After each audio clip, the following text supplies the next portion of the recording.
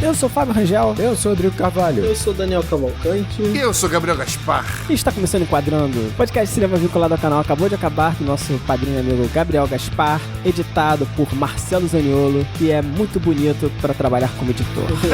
Que isso? Então, pela segunda vez no Enquadrando, estamos abordando o filme de Tarantino. Quentin Tarantino. Eu acho que será um filme polêmico, né? Porque ele divide o público. Eu tava conversando com os apoiadores lá no grupo do Telegram e muitos não gostam desse filme, que Era Uma Vez em Hollywood. Cara, eu tava falando até com o Fábio em off aqui, né? Antes de começar a gravação. E realmente, cara, esse é um dos meus filmes, ou pelo menos era, um dos meus filmes menos favoritos do Tarantino. Gosto dele, gosto bastante do filme, mas assim, no ranking ali de 1 a 9, ele estaria inicialmente... em nono. Não, em nono não, mas estaria na segunda metade, estaria na segunda página da tabela ali. Inicialmente, eu só tinha visto o filme uma vez, né, no cinema, e eu vou te falar, revendo agora pra gravar o programa, cara, eu gostei muito mais do filme, claro, e eu gostei mais de parte que antes eu não tinha achado nada demais, e gostei menos de parte que antes eu tinha gostado mais. Ficou na média, então? Não, mas as partes que eu gostei mais foram muito superiores, sabe? Eu acho que é um filme que ele, pra mim, o primeiro impacto que ele me teve foi morno, mas assim, à medida que vai revendo, você vai encontrando mais e mais detalhes. Legal. Filmes como Django, Bastardos Inglórios, Kill Bill mesmo, são filmes que são impactantes instantaneamente. No momento que você assiste uma cena específica, você nem precisa ver o filme inteiro. Você assiste uma cena em específico, você já é impactado por aquela cena, porque é muito gráfico. Aqui não, sabe? Aqui é um filme que faz parte de um contexto muito maior. Então, assim, é importante, depois de ver, pelo menos pra mim foi, quando eu revejo ele, pensando no contexto da época, pensando em vários outros detalhes, sabe? Esse filme vai ganhando um grau de profundidade maior do que vários outros filmes do Tarantino, sabe? Então esse filme, pra mim agora, antes da gravação, já está no meu top 3 do Tarantino. Meu Deus. Olha lá, tá no meu top 3 também. Olha, subiu. Tá no meu top 3 também. Isso, gente. Cara, olha, isso, rapaz. eu não sei. Eu também não vou entrar nessa seara, não. Tá muito cedo pra eu começar a ser o chato. Mas sei lá. Não, é uma série difícil. Mas tudo bem, tudo bem. Eu só queria lembrar o seguinte, que a gente já falou de Tarantino antes, no episódio número 28, né? A gente falou de Bastardos Inglórios, então confere lá, porque a gente tem um episódio só sobre Bastardos Inglórios, analisando, e a gente fala um pouco sobre Tarantino. E só queria também falar que o Caio comentou lá no grupo que eu havia vetado qualquer outro filme do Tarantino enquanto a gente não falasse de Era Uma Vez em Hollywood. Deve ser verdade. É verdade, né? É verdade. É possível, acho que isso já aconteceu sim. Deve ser verdade, porque eu gosto muito desse filme. Eu acho que ele realmente tá no meu top 3, eu acho que ele é o terceiro filme, porque Pulp Fiction não tem como. Pulp Fiction me fez ter um olhar muito diferente sobre cinema. Bastardos Inglórios é, pra mim, onde o Tarantino tá... soltinho, né? Tá top, solto, assim, sabe? Tipo, solto, fazendo tudo que, porra, ele sabe fazer de melhor. E aqui é onde ele é mais intimista, e eu gosto muito da forma como ele leva esse filme. Não sei, eu não pensei sobre isso, também não vou pensar, e não vou já também começar a me envolver com discussões complicadas já no início do programa. Né? Pra que a gente vai se envolver com polêmica quando fala de Era Uma Vez em Hollywood? Porra, né? adoro Cães Aluguel, adoro Kill Bill. Amigo, como é que ficar botando isso em ordem? Eu prefiro É não... foda Não, por olha ordem só, mesmo. é difícil. Eu prefiro não me arriscar. Oito Odiados é bom demais, Os mano. filmes que o Rodrigo está citando, por exemplo, estão muito na frente pra mim do que o Era Uma Vez em Vamos ver se vai Hollywood. continuar assim no final desse episódio. Ih, desafio. Que Pode isso? ser, tomara que mude. Olha lá, caraca, que isso. Tô brincando. Assim, eu tô com a impressão que o meu filme, o meu top 3 favorito de Tarantino, em geral, acaba sendo o último filme que eu assisti dele. Os últimos 3 que você viu. Exatamente. Acaba passando muito por É isso. isso. A gravação que você fez. Melhor filme Tarantino Mas é assim, sempre o antes de último. falar um pouquinho sobre esse filme, eu acho que é interessante falar um pouco sobre a história do filme e por que ele divide tanto o público, né? Porque esse filme, ele se baseia em você conhecer um determinado plano de fundo, que é uma história bem pesada, né? Pesada. Que é a morte da Sharon Tate, né? Que é um marco e um trauma na sociedade americana, né? Então, ela era uma estrela em ascensão e foi brutalmente assassinada. É um plano de fundo muito importante pra você se envolver com esse filme. Então, quem não conhece tanto dessa história, ou que nem se liga quem é Sharon Tate quando vê esse personagem no filme, não consegue tanto se identificar com esse filme. Eu acho isso, Fábio, que você acabou de dizer, um dos grandes problemas deste filme em específico. O Tarantino faz o mesmo exercício em Bastardos Inglórios. Só que, obviamente, são personagens que... O personagem em si, né? O Adolf Hitler é um personagem mundialmente conhecido e historicamente muito bem posicionado, né? Um movimento também que mexe com o Ocidente inteiro, né? Exato,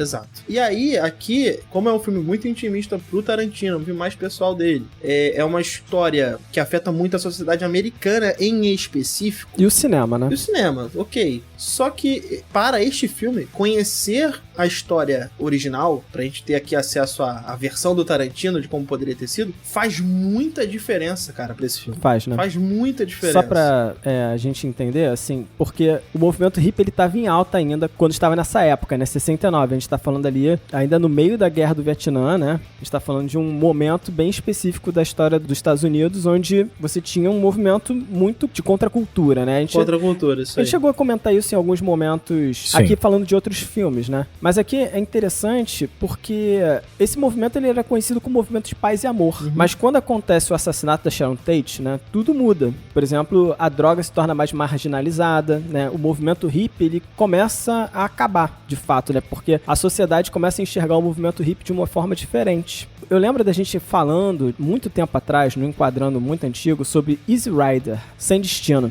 que ele meio que antecipa, né, quase como uma premonição, o fim do movimento hippie, né? O filme, sem spoilers aqui, né, pra não falar muito por que ele antecipa, né, mas ele é meio premonitório nesse aspecto. Se a gente olhar as datas, esse filme, ele sai no cinema um mês antes do assassinato da Sharon Tate. Eu acho que vale falar, resumidamente ali, o final e a história, porque cria um impacto pro nosso contexto muito melhor. Spoilers, então, de Sem Destino. Spoiler de Sem Destino, exatamente, né? O filme basicamente vai falar sobre dois motoqueiros que eles estão contrabandeando cocaína, né? Então, basicamente é isso, eles vão lá, pegam uma remessa de cocaína e vão levar para um outro ponto, do ponto A para o ponto B. O filme basicamente é isso, né? Toda essa experiência no percurso, o diálogo entre eles, esses dois motoqueiros e tal, né? E aí, no final, basicamente eles estão atravessando a estrada, eles passam por uma caminhonete. Olha, spoiler importante, final de Easy Rider, né? Eles passam por uma caminhonete de uns caçadores de pato, sabe? Tipo caçadores, um grupo de caçadores que olham para aqueles dois motoqueiros, não vão com a cara deles, aqueles caras, né, meio marginalizados, não sei o quê. Eles dão meia volta com a caminhonete e matam os motoqueiros a sangue frio, assim, como se não fosse nada, sabe? Tipo, então assim, o filme vai... E aliás, Easy Rider junto com Bonnie e Clyde vai iniciar uma nova Hollywood, que eu vou falar muito aqui, que é muito importante, que é exatamente trazer esses personagens marginalizados pro cinema, né? Que eles nunca tiveram foco muito mais de protagonismo, né? Ainda mais dessa forma, em que também tá levando também a violência que esses personagens marginalizados, eles estão sofrendo e sofrem no dia a dia, né? Então, isso foi muito chocante e, como o Fábio falou, vai meio que preconizar um pouco do que vai acontecer com o movimento hippie. Né? Então, esse caso, cara, da Sharon Tate, né, cara, que foi assassinado por, digamos assim, por esses hippies aí, na verdade, obviamente, esse grupo que assassinou ela não representa o movimento hippie. Aliás, esse é um ponto que eu vou destacar muito depois, quando falarmos do filme melhor. Depois a gente vai falar, é uma galera do Charlie Manson, que era um cara ali, claramente, né, líder de culto, né? É isso, exatamente, líder de culto, perfeito, né? Então, assim, obviamente que o que aconteceu ali não representa a ideologia do movimento hippie, mas esse caso da Sharon Tate, ele foi, principalmente por ser extremamente brutal, né, por envolver ali uma celebridade em ascensão, uma figura pública, né, ele foi explorado à exaustão na época, sobretudo por motivações políticas, né? Você vê ali que o ano é 69, ano ali mais ou menos de Guerra do Vietnã, né, e o movimento hippie era um movimento que denunciava muito ali as atrocidades da guerra, a violência da guerra, né, batia muito ali, né, contra a Guerra do Vietnã, né, contra as invasões americanas em geral. E aí eles precisavam, né, eles não tinham como eles criminalizarem o hippie, a pessoa por ser hippie, ponto, né? Então, uma das coisas que eles tentavam.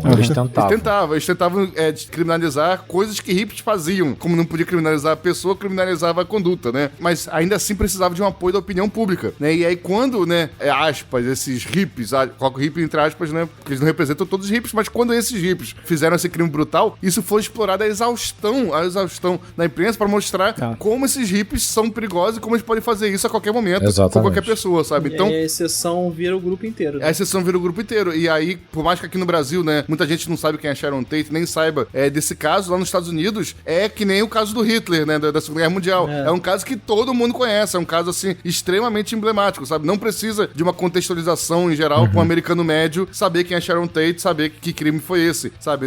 Normalmente, né? Então, é um crime que foi usado muito por motivações políticas, né, naquela época. Certamente. Demais. eu acho que aqui o Tarantino ele tinha uma responsabilidade muito grande, assim, porque a gente cansa de ver obras sobre assassinos, serial killers, né, líderes de culto, digamos assim, mas que talvez por querer, talvez sem querer, né, muitas vezes são idolatrados, endeusados na obra, assim, e acho que o Tarantino aqui ele faz uma direção totalmente contrária e é muito certeiro, né, ele quase não dá tela pro Charles Manson, ele aparece na maior parte das vezes de costas, assim, sabe, você não chega a enxergar quem ele é, sabe, ele não dá espaço pro Charlie Manson. Exatamente. E acho interessante que ele faz também dos discípulos algo ridículo, né, então é um acerto muito grande do Tarantino em como retratar esse grupo. Mas pra mim isso aí tem um preço. Ele acaba tendo uma escolha que faz sentido, mas ele vai pagar um preço sério no filme dele, na minha opinião, por conta disso. É um filme complicado, porque diferente do Bastardos Inglórios, e aí ó, aqui tá um paradoxo aqui, né? Porque, em teoria, muito mais pessoas foram afetadas pela figura pública, né, abordada, né, no Bastardos Inglórios. Muito menos pessoas aqui. Só que aqui, né, você tem uma coisa mais íntima, você tem uma relação mais próxima, né? Existem pessoas dessas famílias que ainda estão vivas, que vivenciaram essa experiência. Então é um filme que talvez tenha essa necessidade de cuidado aí que você tá falando, assim. Realmente é preciso, e até por ser uma questão de sociedade americana, propriamente dita, né? Posicionar esse filme aí é uma coisa delicada. E acho que nesse sentido eu concordo com você. Ele se sai muito bem. Não é o meu filme preferido do Tarantino, mas é um filme absolutamente agradável, vamos dizer assim. Pegando como ponto-chave um tema, um evento, né? Tão bárbaro, né? Porque o caso em si é brutal, cara. É brutal. Então, assim,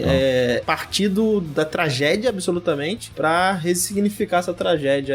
É interessante. Eu acho realmente muito interessante. Pra mim, só um ponto que eu não vi tanto um cuidado do Tarantino, não sei se houve e eu não percebi, ou se de fato não houve, é que, né, como a gente falou, né, no Bastardos Inglórios, né, o filme proporciona pra gente uma catarse, né, matando nazistas, os nazistas sendo brutalmente assassinados e tal, sabe, e isso provoca uma catarse no público por tudo que os nazistas causaram, sabe. Aqui, no caso, né, que nem eu falei, né, tem os hippies e tem o culto do Charlie Manson, que é a galera que é retratada ali, sabe. Minha preocupação é isso não ficar tão claro, essa linha, pro público, de estar sendo retratado no filme uma violência aos hippies, não àquele culto em específico. Isso era mais ou menos o que eu ia falar. Eu acho que isso é um debate que a gente tem que deixar um pouco mais pra frente, né? Tudo bem. Sim, só pontuar isso aí. Eu queria falar um pouquinho só do processo desse filme, assim, ainda antes da gente entrar no filme em si, sabe, da gente começar a analisar, porque o Tarantino, ele fala como ele começou a entender o filme que ele tava fazendo, né? E aí ele conta uma história de que ele tava gravando algo, né? Não sei se era um filme, era uma série, não sei o que era, mas que tinha um ator mais velho que participava. E esse ator sempre tinha um dublê que acompanhava ele, né? Os dois eram bem parecidos, assim, eles eram bem parecidos, só que o filme não precisava de um dublê. E em dado momento, esse ator pergunta pra ele assim, pô, eu tenho um amigo que trabalha comigo há 12 anos, eu sei que a gente não tem orçamento nem necessidade, mas dá pra vir uma cena aí na terça-feira? Ele podia fazer, se você não se importar, seria legal. E aí o Tarantino falou, não, beleza, vamos fazer, sabe, traz ele e tal. E o cara foi fazer a cena, né, e eles eram muito parecidos na época, que dava até pra fazer closes no dublê, sabe, tipo... Caraca. Aí é foda. O Tarantino comenta isso, né, pô, eles eram tão parecidos que... na época, né, porque hoje em dia parece que eles não são mais, né, mas o Tarantino aceitou e em dado momento, o Tarantino, ele olha pra eles assim, e ele percebe o seguinte, que o dublê não trabalhava para o Tarantino como diretor, e sim pro ator. Sabe? É como se ele fosse... ele servisse ao ator, sabe? O contratado do ator, né? Terceirizou o serviço. E aí ele ficou assim, cara, tem algo aqui, sabe? Tem uma dinâmica curiosa entre os dois, né? E ele viu os dois sentados naquelas cadeiras de estilo cadeira de diretor, né? De cinema, vestidos exatamente iguais, muito parecidos, né? E essa relação curiosa, e ele pensou, se um dia eu fizer um filme sobre Hollywood, eu vou contar essa história aqui, sabe? E aí surge Cliff, o dublê. Eu acho perfeito, porque se você quer ir retratar bem, por meio de, obviamente, de uma dupla de personagens, né? E o Tarantino adora duplas de personagens, faz muito bem duplas de personagens. Quando você quer retratar o que é a velha Hollywood, né? O que era a Era de Ouro, é perfeito, porque você está estabelecendo uma estrela, e essa estrela, ela tem basicamente um dublê de vida. Esse dublê é como se fosse, de fato, um dublê pra tudo. Ó, você vai nessa premiere pra mim, sabe? Você vai atuar nesse filme pra mim. Responde lá fulana pra mim. É como se fosse um secretário barra dublê, barra não sei o quê. Por quê? Porque você é uma estrela, você não é um ator, você tá muito acima. É um sidekick. Exato, é como se assim, eu sou um deus, você sou eu humano, sabe? Você sou eu humano, que vai... avatar. Você é meu avatar, que vai passar pelos danos na filmagem, vai passar pelo constrangimento de falar com o público, vai passar por coisas que eu não quero passar. Então é muito interessante você retratar esse Star System, vamos dizer assim, né? Essa questão de Hollywood que era tão importante, você criar essas celebridades, eles eram deuses, né? E eles tinham, de fato, sua formatação humana. Seus avatares, eu adorei avatares. Seus avatares, exatamente. Avatares. É isso, cara, é isso. Perfeito, perfeito. Ainda continuando a história de como ele pensou no filme, né? Porque esse dublê durão, né? Que ele imaginou, esse personagem, né? Eu fico imaginando isso no dia a dia, tipo, minha mãe tá ligando, atende aí, fala com ela hoje você, muda a tua voz, hoje eu não tô afim de falar com ela, putz, meu pai, caramba. E aí ele pensou, pô, esse dublê, ele vai servir a um ator, esse ator, ele tá trabalhando em Hollywood, né? E ele vai ser vizinho da Sharon Tate, né? E aí veio a ideia, pô, e se, na verdade, a gangue do Manson, em vez de encontrar a Sharon, na verdade fosse parar na casa desse ator e dar de cara com esse dublê beressa, durão, porra, o que aconteceria, Caraca. né? E aí o roteiro vem daí, né? A ideia desse roteiro vem daí. Durão, assim, é um dublê que já bateu no Bruce Lee, né, cara? Então, assim, é o cara que sabe se virar, né? Bateu no Bruce Lee. Caraca, isso gerou muita polêmica na época, né? A galera ficou ofendidíssima. E vamos falar dessa polêmica, Ô, Fábio, ó, para de enrolar e vamos pra sinopse. Eu sinto que você tá receoso pra entrar nessa sinopse. Eu adoro esse filme, Então vamos lá. Mas antes da sinopse, eu gostaria de dizer que o Enquadrando, ele tem uma campanha no Apoia-se. Então, galera, ajude o Enquadrando a se manter. Vamos lá, dá essa força. Vai lá em www.apoia.se/enquadrando e, se puder, apoia a gente. Se não puder, pelo menos apoie um criador de conteúdo independente da sua escolha. Então, é isso aí, muito obrigado, gente. galera. E eu gostaria de agradecer alguns apoiadores que fazem esse programa acontecer. São João de Lima Júnior, Igor Branco Gonçalves, Douglas Heitor Saraiva Manfré, César Augusto Tomasi, Hudson Silva e Matheus Santana. Galera, muito obrigado. Muito obrigado, gente, de coração. Fala, pessoal, chegamos agora no momento Enquadrando Agora. Você vai fazer o seguinte, vai voltar a ter aquela experiência imersiva que a gente fazia nos primeiros Enquadrando Agora, que é o seguinte, você vai, se não estiver dirigindo, né, por favor, você vai fechar o olho rapidamente e vai pensar numa celebridade, qualquer uma, a primeira que vem na sua cabeça. Pensou essa, a primeira que vem na sua cabeça agora. Beleza? Esse aqui é um filme que fala sobre celebridades, né, sobre divindades populares, então você vai pegar essa celebridade, a primeira, não a segunda, não a melhor, não a pior, é a primeira que você pensou, né, e vai postar no Twitter ou o nome, uma foto dessa celebridade, escrito a hashtag Enquadrando Agora, tá, beleza? Só isso, a foto ou o nome dessa celebridade escrito Enquadrando Agora, e aí a gente se vê no Twitter. Gostei. Perfeito, Gabriel. Então, sinopse. Na Hollywood de 1969, acompanhamos a vida de dois amigos, o dublê Cliff Booth e o ator Rick Dalton, que se torna vizinho de Sharon Tate. Tá bom, acompanhamos a vida de dois amigos. Bom. Eu gostei que você já amarrou que eles são amizade deles, né, cara? Você amarrou que eles são amigos de fato. Até porque esse filme não trabalha com uma ideia de apresentar uma questão para ser resolvida, né? Você, assim como os outros filmes, né, boa parte dos filmes Tarantino, você tá vivendo aquele mundo. Só ali presenciando a dinâmica daqueles personagens, e isso é o suficiente pra te prender na cadeira, porque a química entre Leonardo DiCaprio e Brad Pitt, cara... Nossa, a cena da sala é muito boa. É muito boa, cara. É impressionante. Vocês comentaram, por exemplo, que o filme, ainda que vá retratar, teoricamente, uma situação gravíssima e tal, né? Mas ele é um filme que, de fato, gostoso de você acompanhar. E eu acho que isso é muito pelo tom que o Tarantino vai colocar aqui. E é um tom muito intencional, no sentido de que eu quero que vocês sintam, não só como eu me sinto ao pensar sobre Hollywood, e é óbvio, ele vai ser saudoso, ele vai ser nostálgico, né? Hollywood, e mesmo a Hollywood antiga pro Tarantino, é muito importante, né? Isso eu vou falar, isso torna ele um diretor mais complexo. Mas ao mesmo tempo também é você sentir também a Hollywood daquele momento. Eu vou reforçar aqui no programa agora, já falei isso no nosso grupo do Apoia-se, falarei agora. Tem um livro que vai retratar a década de 70, começa no final da década de 60, exatamente no momento que nós estamos falando aqui desse filme, e perpassa por toda a década de 70, que é um livro chamado Como a Geração Sexo, Drogas e Rock and Roll Salvou Hollywood. Esse livro, ele é espetacular, ele vai falar sobre a nova Hollywood, é como se fosse um grande trabalho jornalístico, assim, de fofoca, mas de forma muito complexa e profunda. Assim. É muito maneiro.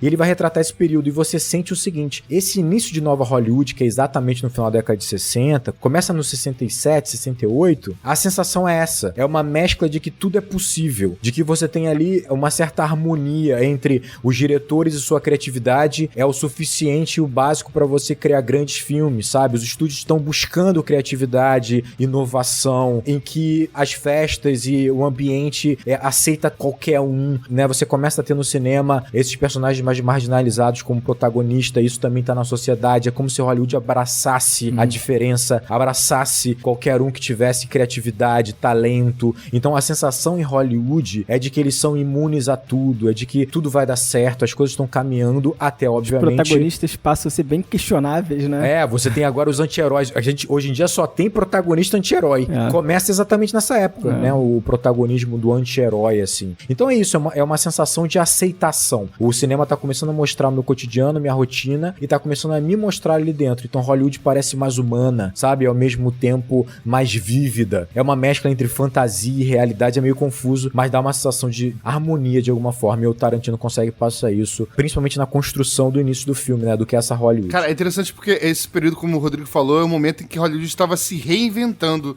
praticamente, né? E essa nova Hollywood reinventada nesse período é justamente as bases, o alicerce da Hollywood que a gente consome hoje em dia, da Hollywood atual, sabe? Então, quem está presenciando ali não é a origem do cinema, nem nada e tal, mas é quase a origem do Hollywood como a gente entende hoje. É verdade. Vale a gente aqui destacar o que nós já falamos em outros programas, mas que é importante pra esse filme aqui, porque a velha Hollywood ela vai ser representada nesse filme, é muito importante entender isso, esse contexto é bastante importante, né? No final da década de 60, o que tá acontecendo em Hollywood é que você tem ali uma bateção de cabeça, uma grande confusão nos estúdios, né? Os produtores e os donos de estúdio, eles estão sem saber o que fazer pra salvar Hollywood, né? As bilheterias estão despencando, né? Os gêneros clássicos assim, já não estão funcionando, vale lembrar, os grandes estúdios, né? O cinema era dominado pelos grandes estúdios, em que eles basicamente produziam os filmes e distribuíam os filmes. Cada um desses grandes estúdios tinha os seus gêneros prediletos, assim, né? Cada um dominava um tipo de gênero e eles produziam cinema de uma forma industrial, literalmente. E foi o que a gente falou, para que você aumentasse a venda desses filmes, a aceitação desses filmes, o engajamento nesses filmes, eles construíam todo esse endeusamento em volta das suas estrelas, né? Star System. Exatamente. As estrelas de cada estúdio é tratado como se fosse uma coisa assim, um bibelô, uma pérola, porque ela vai gerar muita bilheteria. Por quê? Porque os filmes vão te oferecer fantasia. É isso que a gente sempre falou.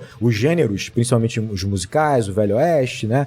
As aventuras de capa e espada, eles vão te oferecer uma fantasia, um escapismo, e as estrelas vão te levar pro cinema. Pô, eu idolatro aquele ator, aquela atriz e tal. Então, isso vai desmoronando, porque a realidade, ela tá começando a vazar pra dentro de Hollywood. A sociedade tá começando a perceber que a realidade que eles estão vivendo é cada vez mais díspare e mais diferente do que eles veem na tela do cinema. Não funciona mais essa discrepância entre fantasia e realidade, né? Essas contradições que a gente fala muito aqui da sociedade, né? Elas estão cada vez mais aparentes. Então, a nova geração, os mais jovens, vão, cara, eu não quero mais ver esse filme aí bobão, escapista, chatão. Eu quero me reconhecer, eu quero me identificar com isso. Eu quero ver um filme mais honesto. Eu quero ver uma história mais honesta. Uma história que realmente tem mais a ver com o que eu vivo, com o que eu enxergo, com o que eu leio, com o que eu aprendo, com o que eu vivo, né? Então, você começa, essa Hollywood vai desmoronando pouco a pouco. E os produtores e seus donos de estúdio estão batendo cabeça, perdendo audiência pra televisão. Porque, cara, o público fala, se é pra ver a estrela, eu vejo na televisão. Pra que eu vou no cinema? Tem uma questão simbólica muito forte aí, que é o fato de a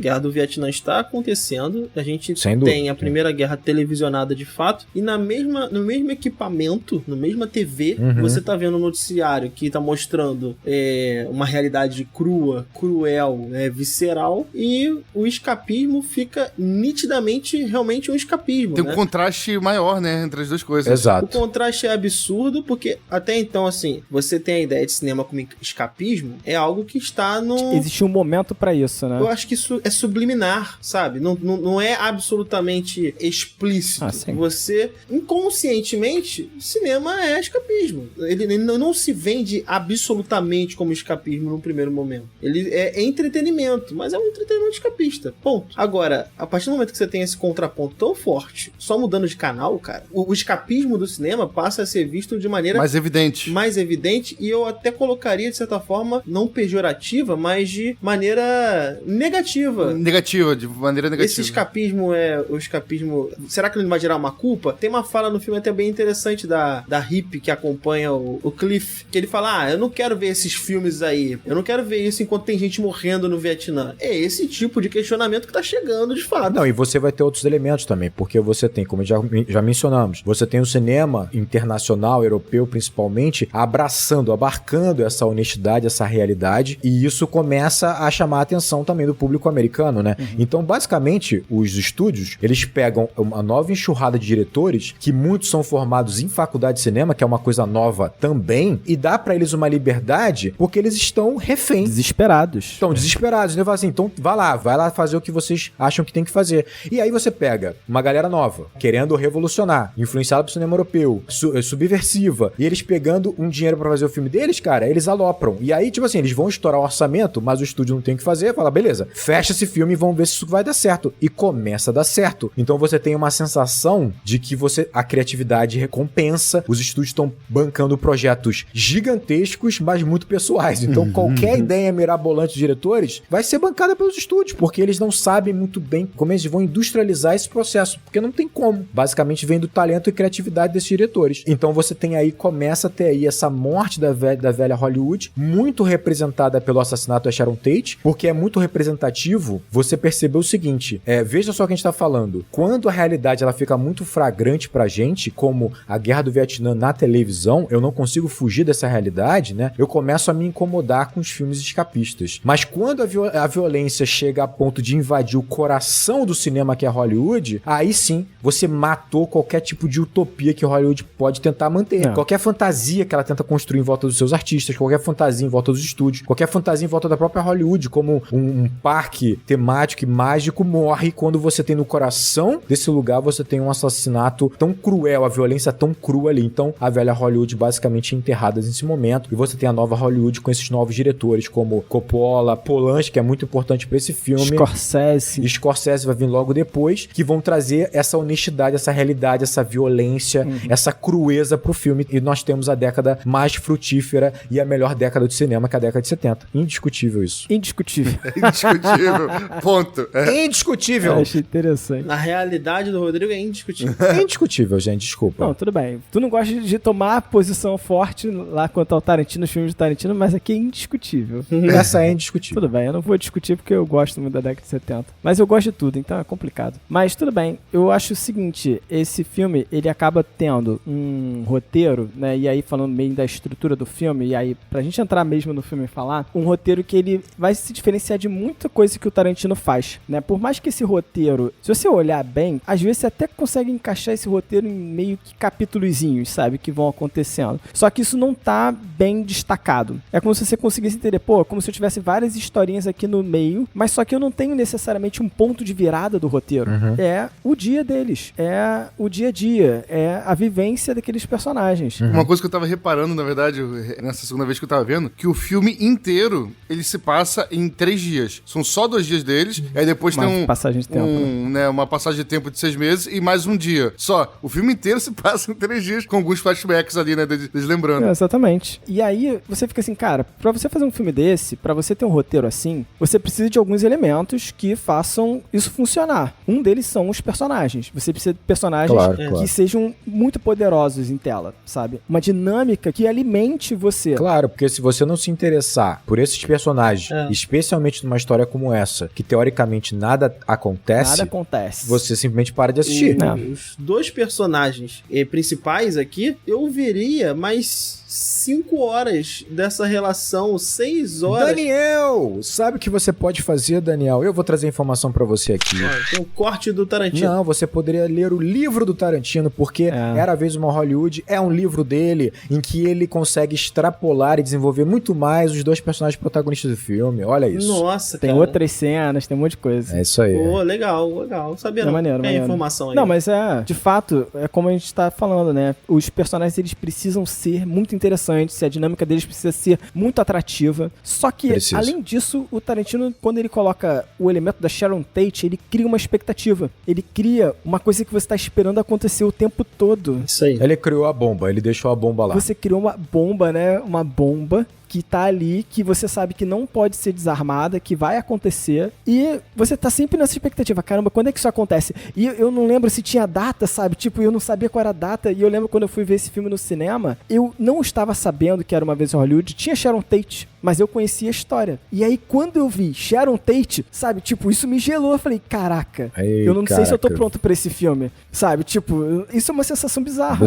Eu pensei, caraca, eu não sei se eu tô pronto pra esse filme, porque eu conhecia a história e eu falei, isso é muito pesado, sabe? Será que o Tarantino vai apresentar isso? Sabe? Porque ele coloca a Sharon Tate e aí você vê a Sharon Tate também como um dos personagens ali em destaque, vivendo a vida dela. Como se ele desse pra Sharon Tate algo que foi tomado, né, dela, né, que é esse dia a dia, essas coisas simples da vida. Eu vou no cinema, eu vou ver um filme que eu tô estrelando, sabe? Sim. E ele aborda a Sharon Tate com uma simplicidade não é a palavra, mas ela representa uma pureza que Hollywood perdeu. Exatamente. Ela é ingênua, ela é um conto de fadas, de fato. Ela é um conto de fadas. Ela é perfeita, né? O objetivo é esse. Sim, o objetivo é esse. É. Não só pelo personagem em si, mas pela homenagem que tá sendo feita também. Não, primeiro que a Sharon Tate realmente ela era idolatrada pelos amigos, assim, né? Todo mundo era apaixonado por ela. Todo mundo a amava como amiga, assim. Ela era uma pessoa que parecia realmente incrível. Aí tá. Não só ela ganhou esse simbolismo quando ela é assassinada, né? Porque esse simbolismo de que ela é a própria,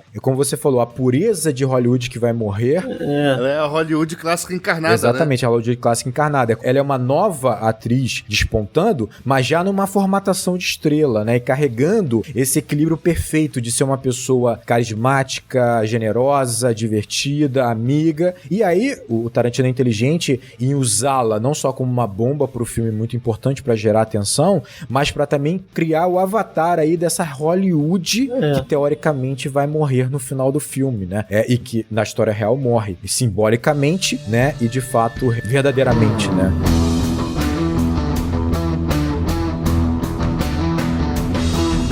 E aí a gente tá comentando sobre a tensão que o Tarantino cria quando ele introduz o elemento da Sharon Tate nesse filme, né? E ele faz uma coisa que é parecida com, por exemplo, sei lá, Titanic, sabe? Ou Zodíaco, sabe? Que é você saber o que vai acontecer. Você fica nessa expectativa, né? O que vai acontecer aqui, né? Você já sabe o futuro, né? Então cria um evento futuro que é inevitável, isso. Inevitável, né? Cara, isso contamina o filme inteiro, assim. Ver ela no cinema é foda. Contamina. Tem um momento também que ela tá no restaurante e ela suspira, assim, meio cansada, querendo voltar pra casa. Você já começa, puta, ela tá com um pressentimento de algo ruim vai acontecer, e você imagina que naquela noite, porra, isso é horrível, cara. Isso é horrível, realmente. É horrível. A gente nunca consegue, pelo menos eu consigo relaxar vendo ela em tela, sabe? Eu sempre é um tom agridoce, tipo, ó, como é que ela tá feliz, que pena que isso vai acabar. Porra, é foda. Não, e como é que isso vai acabar, cara? Como?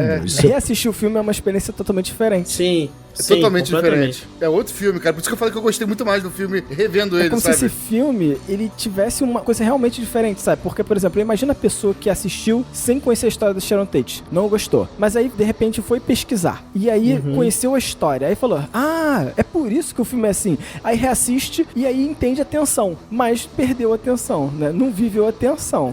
Não vive a tensão. A gente tem uma experiência diferente. A gente viveu uma tensão absurda.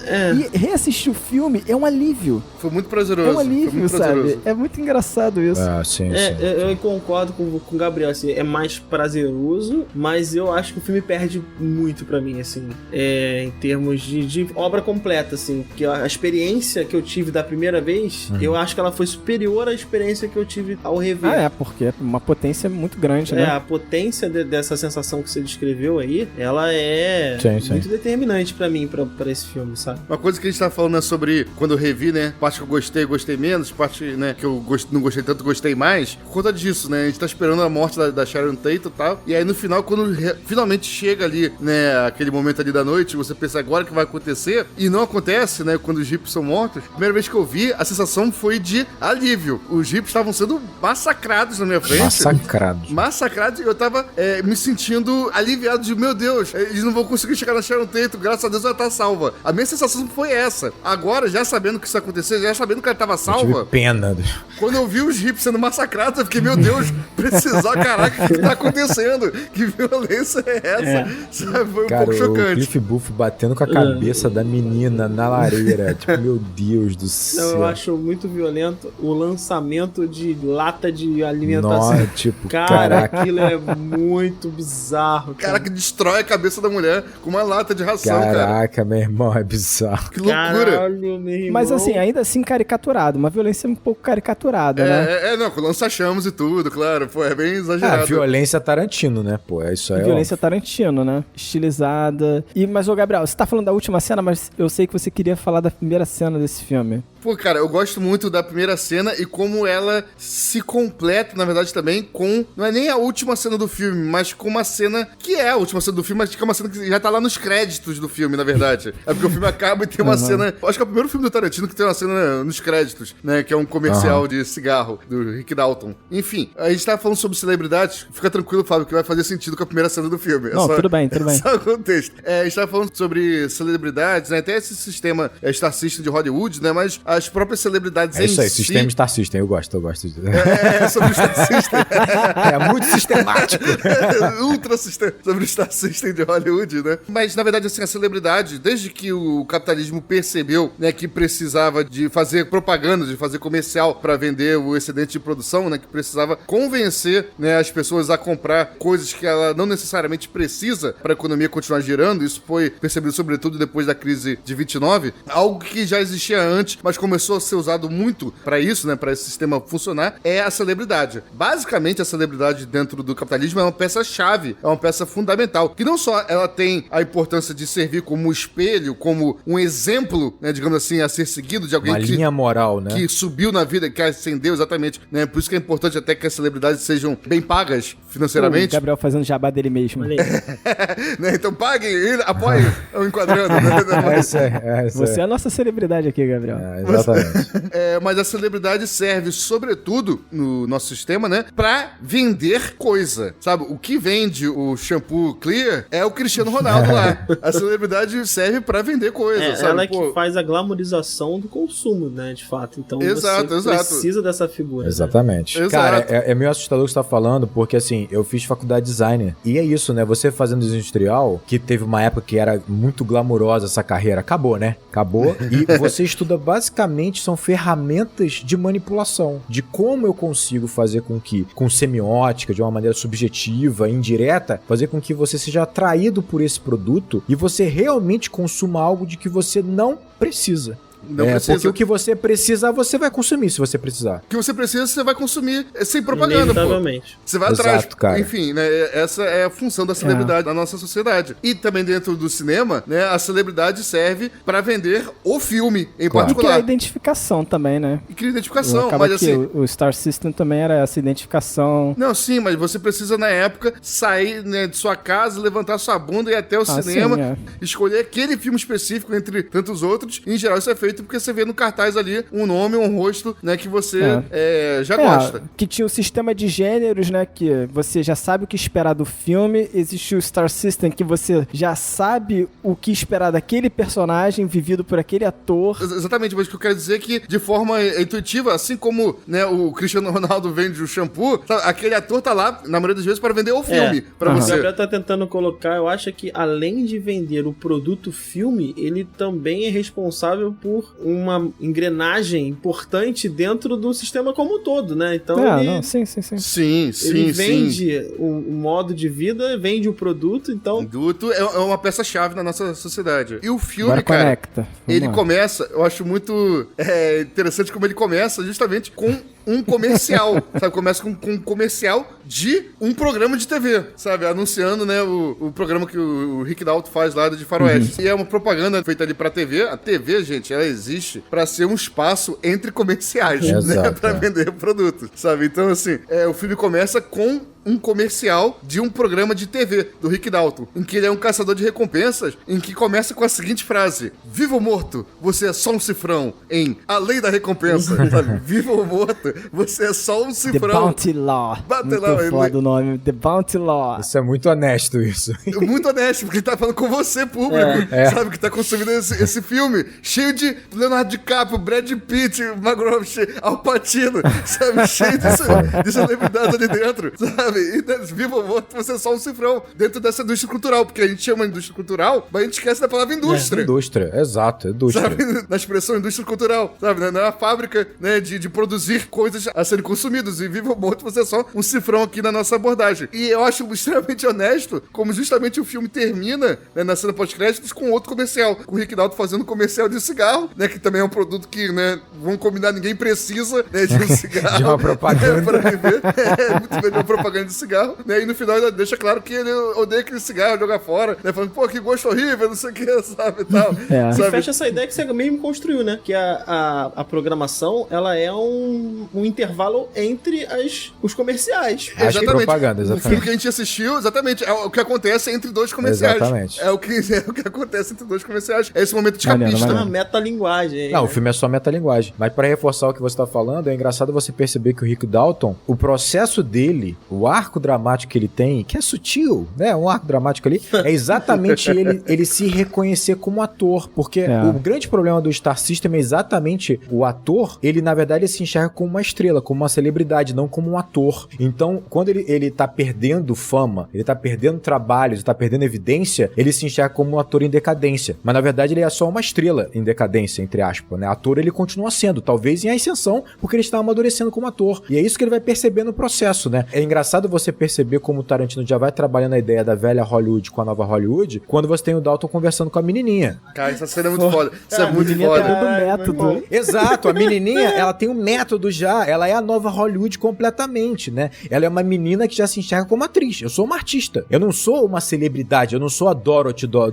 país do... Qual o seu nome, né, como atriz? Ela falou, não falo meu nome como atriz, porque eu não sou celebridade, eu tô aqui no personagem, né, dentro do set eu não falo meu nome. Exato, eu não sou, como eu tô falando, eu não sou a Dorothy do Mágico de Oz, eu sou uma atriz que interpreta papéis, e ela tem um método pra interpretar esses papéis, e isso não encaixa na cabeça do Rick Dalton, porque ele tá nessa fórmula da celebridade, né? Então ele fala, cara, eu sou um ator em decadência. Então quando ele percebe, né, que na verdade ele é um bom ator, e que ele não está em decadência como ator, Ele tá em decadência como estrela, né? Exato, aí ele começa esse processo de amadurecimento, né? É muito foda, porque, tipo assim, ela vai virar pra ele e falar assim, você teve a interpretação mais incrível que eu já vi na minha vida inteira. Só que ela tem, tipo assim, 8 anos, sabe?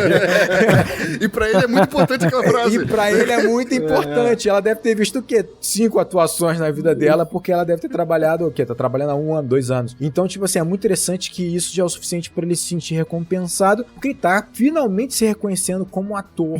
Vamos dizer assim, ele tá começando a se adequar, a se encaixar essa nova Hollywood, que é uma Hollywood que abraça o talento em si e não simplesmente celebridade. E é quando ele abandona esse Star System, Exatamente, né? Ele abandona exatamente. isso e ele vai pra Western Spaghetti, né? Porra, que é foda demais e ele fala, e ele achando que é lixo, ele achando que é lixo. muito Mas maneiro. realmente, Hollywood achava que é lixo. Mas por quê? Porque o personagem principal no Western Spaghetti, ele não é o mocinho que a gente tá acostumado na velha Hollywood, né? Não é Não. clean, né? Como é na... Não, e não só isso, né? Você tinha também, obviamente, um americano de Hollywood insultado que o italiano tava fazendo o gênero principal dos Estados Unidos. Sim, né? Isso. mas o que acontece é que o personagem que ele vive, e fica muito claro com a conversa com o Al Pacino, né, com o Schwartz, que o personagem é importante pra aparência dele, pra imagem dele. Então viver um vilão é você começar a entrar em decadência. Viver um mocinho é você estar em ascendência. É. E aí quando ele vai pra um Western Spaghetti, que é onde o mocinho não é necessariamente um mocinho, ele é um anti-herói e ele não é reconhecido assim como uma imagem a ser seguida pela sociedade, isso cria um conflito também. É, claro, claro. Não é uma imagem a ser seguida, mas é uma imagem identificável, completamente identificável. É, né? identificável. Exatamente isso que ele não percebe, né? Claro que não. É libertador pra ele porque ele acaba começando a se enxergar melhor, né?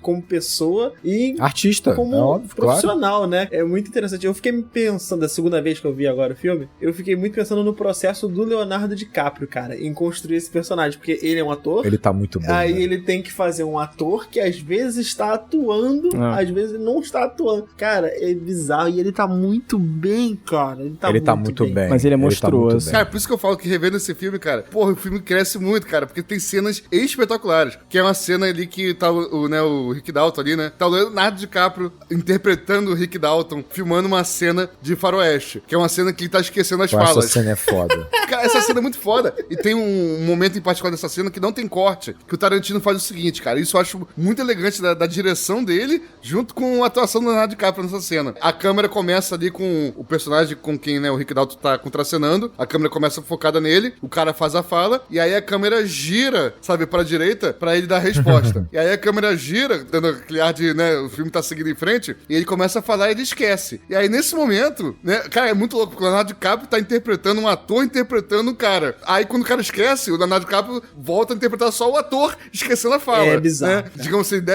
tem que descer uma camada da atuação dele. Isso sem corte, sabe? E aí ele esquece a fala, tal. Não, tá bom, vamos fazer do início. E aí continua sem corte. Aí a câmera, né, que tinha girado pra direita, ela gira né, pra esquerda, ela recua, tipo assim, voltando no tempo, digamos assim, recua. E aí ele volta ali pro personagem que o personagem dele tá fazendo, sabe? E aí ele volta e dá a fala diferente. E você vai vendo a insegurança dele ali, tá? Você vai vendo ali um ator inseguro... Interpretando mal pra cacete o maluco naquele momento. É muito exatamente, bom. Cara. E tudo isso sem corte e com a câmera girando pra um lado e pro outro, dando, né, esse ar de continuidade, de volta ao tempo, sabe? Caraca, eu acho essa cena brilhante, essa cena é brilhante. Eu adoro o monólogo que vem logo depois disso. Na verdade, não é um monólogo, porque é um diálogo dele com ele mesmo, né? Um reflexo. No espelho, né? Cara, eu chorei de rir, cara. Nossa, é muito bom isso. E ele olhando pra câmera, quebrando a quarta parede através do espelho. É muito bom, cara. É muito bom. É foda. Mas eu tava ouvindo 2 podcasts, né, sobre esse filme. Um que é uma entrevista do Tarantino com o Paul Thomas Anderson e outro que é o Tarantino com o Danny Boyle. Prefiro o primeiro podcast. Então, os dois são maravilhosos.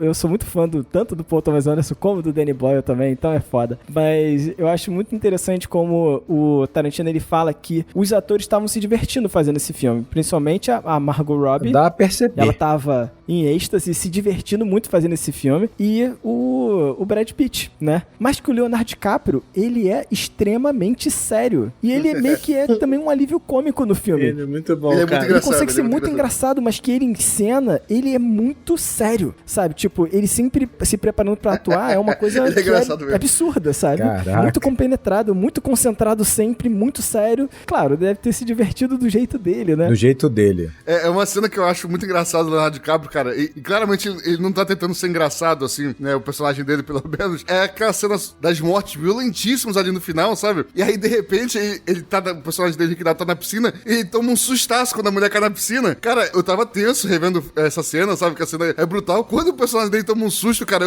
eu ri. Sabe? Deu uma gargalhada, assim, da cara do Leonardo DiCaprio, cara. Ele é engraçado. Ele é foda. Mas eu acho engraçado a gente falando do Rick Dalton, né? Primeiro, se o Tarantino, ele é genial em alguma coisa, é em concepção de personagens, né? Não é à toa que dizem que esse livro é muito bom exatamente porque ele explora muito bem esses dois personagens, principalmente. Mas o que eu acho interessante é como ele é inteligente em como ele vai explorar esses personagens, né? Porque basicamente tá falando, o filme fala sobre nada, fala sobre o cotidiano desses personagens, né? Só que ele usa esse cotidiano exatamente pra revelar pra gente um pouco da vulnerabilidade desses personagens e gerar identificação. Porque quando você olha o Rick Dalton, ele é uma estrela de Hollywood. Ele é invulnerável, né? Então, assim, um cara rico pra caramba, ainda é relativamente poderoso dentro da indústria. Você vai, pô, ele parece ser os personagens que ele interpreta. Os personagens que ele interpreta são invulneráveis, né? É o homem viril, é o cara que resolve a parada toda e tal. Só que quando você começa a conhecer ele na realidade, você começa a enxergar a vulnerabilidade dele, que é completamente interna. No geral, ele inventou praticamente todas as vulnerabilidades dele, porque ele não tem, né? Ele é um cara rico, poderoso, que basicamente pode resolver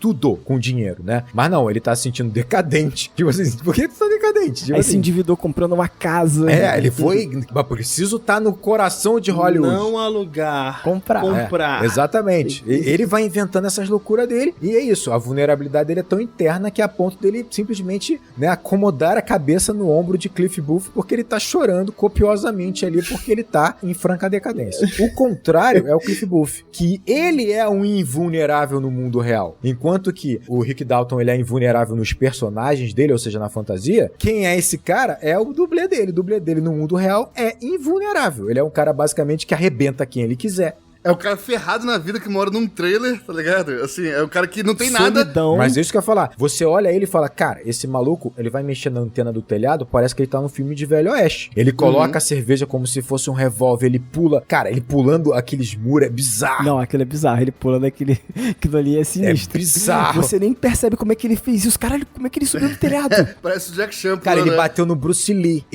Isso é o máximo de invulnerabilidade que existe na nossa cultura. Só que aí que tá. Ele é vulnerável. A gente percebe a vulnerabilidade por quê? Porque ele é pobre, ele é solitário, ele desfruta de pouquíssimo da riqueza do patrão dele. Muito pouco. É o carro que ele usa, porque basicamente ele vai ter que buscar o cara no dia seguinte. Não é nada demais. Tipo, a casa dele, cara, um trailer velho pra caramba, absolutamente solitário. É muito engraçado, porque a vulnerabilidade do Cliff Booth é externa. A vulnerabilidade do Rick Dalton é completamente interna. E isso faz com que você vá entendendo esses dois personagens com mais profundidade, mas mais do que isso, desenvolver a vulnerabilidade deles no seu cotidiano é desenvolver a estrutura do filme também. E isso que é a genialidade do filme, porque quando você, por exemplo, você vê o Rick Dalton fazendo a bebida dele lá no liquidificador dele lá, essa informação pra você vai ser muito importante, porque ela vai ser usada no final do filme. Então, quando ele tá fazendo a bebida de novo, porque ele sempre bebe à noite, porque o problema dele é a bebida. Então ele tá sempre bebendo. Então ele faz a bebida na cozinha, é porque ele tá de frente pra entrada da casa. Ele não tá no quarto à noite, ele tá na cozinha sempre fazendo a bebida. Então ele vai poder ver os hippies, que ele vai confrontar os hippies e tal. Mas logo depois ele sempre vai pra piscina, porque normalmente é na piscina que ele vai passar as falas dele. E ele leva o trabalho dele muito a sério. Então ele coloca as falas no fone, ele vai repassando aquelas falas porque ele leva muito a sério. Então quando ele vai pra piscina, ele sempre termina o dia na piscina. Ele não vai ver a invasão. Então isso serve como uma ferramenta pra você entender o final completamente. E isso fica muito mais evidente com o Cliff Booth. Quando você vê todo o trabalho dele com o cachorro, não só você vê que, obviamente, o cachorro dele é assustadoramente bem treinado, é uma parada fora do normal. Bizarramente forte também. Bizarramente forte. Olha, caralho, esse cachorro é só músculo. Exatamente. Mas tem um detalhe. Você tá vendo ali, pô, ele comendo macarrão com queijo na panela. É uma Cara, parada... nojento pra caralho. Porra, o cara é completamente solitário, escrachadão. Olha o detalhe que vai servir pra você fechar o arco. Você percebe que ele sempre coloca 2 latas de comida pro cachorro na vasilha. Só que no final do filme, ele joga a primeira lata que entra na vasilha, só que aquela vasilha do Rick Dalton é muito menor do cachorro do Rick Dalton. Então não cabe a segunda vasilha. Ele fica com a vasilha na mão. Que ele tá doidão. Então, quando ele recebe a invasão, ele tá com a latinha na mão, que vai servir como uma arma. Então, é um detalhe que serve pra desenvolver o personagem, sua vulnerabilidade, seu cotidiano, mas é ferramenta pra fechar o filme, cara. Isso é foda. Ele lança a lata como se fosse uma bola de futebol americano. Então ele faz o movimento completo do lançamento. Vai no ponta do nariz, cara. Graficamente é muito boa essa cena, cara, porque ela causa uma reação instantânea, cara, é muito bom. Cara, é foda, é foda. O diálogo com o Tex é muito foda. O diálogo com o Tex. Cara, quem é você? Eu falei, eu sou o demônio. Não, você tem um nome mais ridículo, tipo Tex. Não era isso não, era uma coisa mais ridícula, tipo Rex. Fazer umas coisas do diabo. É interessante que esse diálogo parece que ele faz um espelho do confronto do Brad Pitt de Seven, onde o personagem lá do vilão, né? Kevin Spacey, do Kevin Spacey, exatamente. Fala assim, né? Eu sou alguma coisa. E aí o personagem de Brad Pitt fala, não, você não é o Messias, você não é isso, você não é aquilo, sabe? Você é só Aí ele desfaz do personagem, assim, com um certo desdém, né? E logo na sequência você sabe o que vai acontecer em Seven, que é uma coisa... Onde o personagem do Kevin Spacey de fato é o diabo. Ali, onde o personagem do Kevin Spacey de fato é o diabo e que não é o Messias e tal, e que faz alguma coisa extremamente pesada com a vida do Brad Pitt. Vou deixar por aqui, né? Porque tem uma certa relação com o que vai acontecer na história da Sharon Tate, né? Então, parece que ao mesmo tempo que o Tarantino ele vai tentar defender a Sharon Tate, ele também vai buscar, sabe, uma certa referência. Uma referência na filmografia do Brad Pitt. Na filmografia do Brad Pitt, exatamente. O que eu ia te dizer é que essa cena em específico, que fala que o invasor fala que ele é o diabo, essa frase, ela foi realmente dita na vida real pelos invasores. Então, o Tarantino vai pegar algumas falas, algumas situações e vai colocar aqui na fantasia dele, né? E vai realocar essas falas, vai reposicioná-las. Não, parece que o Charles Manson, de fato, ele visitou aquele condomínio. O rancho, de fato, parecia ser o QG ali do culto liderado pelo Charles Manson. O dono do rancho existiu, de fato, George... Spawn. Existiu. O George Spawn, que é o dono do rancho Spawn, né? Ele de fato existiu e ele era o dono daquele rancho e ele se relacionava bem com aquela galera, sabe? A Squeak existiu, o Tex existiu. Isso, alguns personagens eram inspirados em pessoas reais, exatamente. A Ruivinha, né, parece que de fato era uma mulher que cometeu vários crimes e tal, assassinato, alguma coisa assim. Squeak. Então, assim, o clima que ele constrói no rancho, de fato, denso, porque o rancho era um quartel-general, sim, do culto do Charles Manson, né? E aí, vale ressaltar uma coisa aqui, né? A gente, quando ouve as pessoas falando sobre esse filme, né, todo mundo fala, é uma declaração de amor de Tarantino para com o cinema, todo mundo fala isso. Eu vou te ser bem sincero, assim, claro, né, ele é um cara, como eu falei, saudoso a Hollywood. É saudosista. Uma declaração de amor eu não sei. É saudosista. Uma declaração de amor, sim. Ele é apaixonado por Hollywood em sua completude. Não, tudo bem. Ele é apaixonado, é saudosista. Não, eu acho que declaração de amor forte. Não, pra mim, carta de amor desse filme é para com ele mesmo. É isso.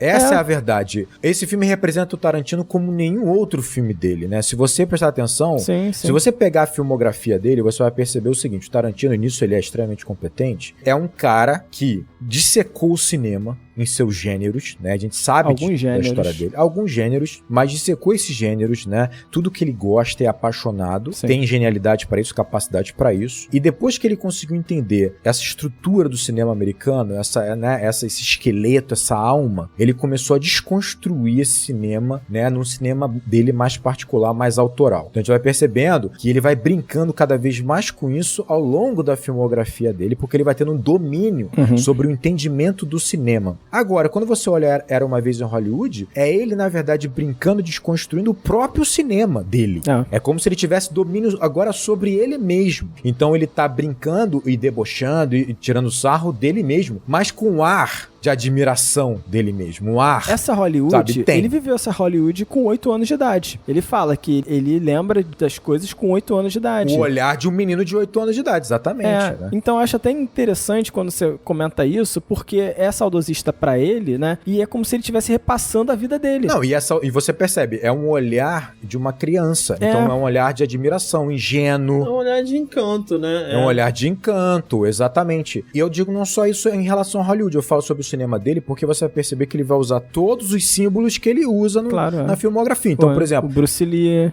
os westerns. Ele vai focar os pés. Só que aqui, os pés estão meio encardidos. O pé da Sharon Tate é só sujeira, sabe? Então parece uma brincadeira, porque todo mundo brinca que ele é apaixonado pelos pés e tal. Ele, por exemplo, cara, é um clássico dele ele construir tensão por 10 minutos, né? Ele faz isso em Django, ele faz isso em Cães de Aluguel, ele faz em todos os filmes. Ele constrói a tensão, segura, amarra, deixa tenso pra caramba, elástico no limite, e depois ele gera uma carnificina. Ele faz isso sempre. Aqui não tem a carnificina. Ele gera a tensão no rancho. Cara, aquilo ali dura eternamente. Você fica assim, caraca, maluco, vai dar uma merda aqui. Vai ser uma carnificina. O Cliff Booth vai matar todo mundo. E aí você, simplesmente, o elástico solta. E tem um desfecho meio estranho, né? Solta. Tem um desfecho estranho, né? Parece que nada que você esperava acontece, sabe? Exato. É ele trabalhando com a sua expectativa, sabe? Ele sabe que você espera a carnificina no final. Então ele vai trabalhando esses símbolos. Quer ver, pra mim, um exemplo maior? E aí tem a ver com a maturidade dele como diretor, né? Eu não acho ele um cara como pessoa tão maduro, mas como diretor eu acho. Então, por exemplo, os personagens dele são muito verborrágicos, né? E por quê? Porque ele desenvolve a realidade e a rotina dos seus personagens pela conversa, pelo diálogo. Então a gente vê muito isso em Pulp Fiction. Você vai ver a realidade, a parte ordinária daqueles personagens surge pra gente pelo diálogo. Eles vão falar lá do cheeseburger, do hambúrguer, do McDonald's, ou seja, isso gera identificação. Então ele tem uma estrutura, uma trama absurda, onde você tem um submundo do crime que você não tem contato, com dois caras que acabaram de assassinar um maluco, mas o lado ordinário comum que você vai se identificar vem pela conversa. O personagem te oferece pela conversa o mundo dele, que é mais ordinário e mais comum. Aqui é diferente. Os personagens não são tão verborrágicos assim. É verdade. Eles não passam essa vida cotidiana pelo diálogo, porque não precisa. Porque ele vai apresentar a vida desses personagens de fato pelas cenas, pelas ações desses personagens. Então você vai ver o Rick Dalton fazendo lá a bebida dele no liquidificador dele, na cozinha dele. Você vai ver o Cliff Booth lá botando comida pro cachorro dele. É isso. É o ordinário sendo apresentado. Isso não é comum no cinema do Tarantino. Então até isso ele quebra um pouco a expectativa. Então assim, ele tá se reinventando nesse É filme. uma quebra de paradigma, né, dele. É né? uma quebra de paradigma dele, É. sim, sim. É bem diferente de tudo que ele produz. É muito estranho isso mesmo. É diferente, não é, né? O Cliff é um personagem muito calado. Sim. Comparado aos outros personagens do Tarantino em geral. Né? A maioria dos personagens dele são bem verborrágicos. E outra coisa, Gabriel, um personagem que se expressa muito, sabe, tipo, no olhar, sabe, o Cliff, ele tá sempre sisudo, né, ele tá sempre se expressando no olhar e normalmente Não. os personagens do Tarantino não são assim, eles têm que falar pra se expressar, né. Então, E o exato. Cliff consegue ser muito... Sim. Você sente o que ele tá sentindo, o que ele tá pensando, sabe, só pelo olhar dele, ele não precisa falar muito. Então, mas isso é engraçado, né? Porque você pega os personagens dos filmes do Tarantino, eles falam muito, não é só pra revelar o que tá dentro deles, mas pra revelar, né, o que eles são na vida normal deles, né? Sim, a visão de mundo deles. A visão de mundo deles, o que eles vivem de fato, é uma janela pra aquele mundo que você não tem contato. Mas aqui a gente tá vendo realmente por essa janela. A gente não precisa do diálogo em si. Isso já é uma mudança muito grande. Isso é muito interessante, cara. Acho que isso realmente pode ser interpretado como um amadurecimento mesmo, né? Na forma de fazer filme. Né?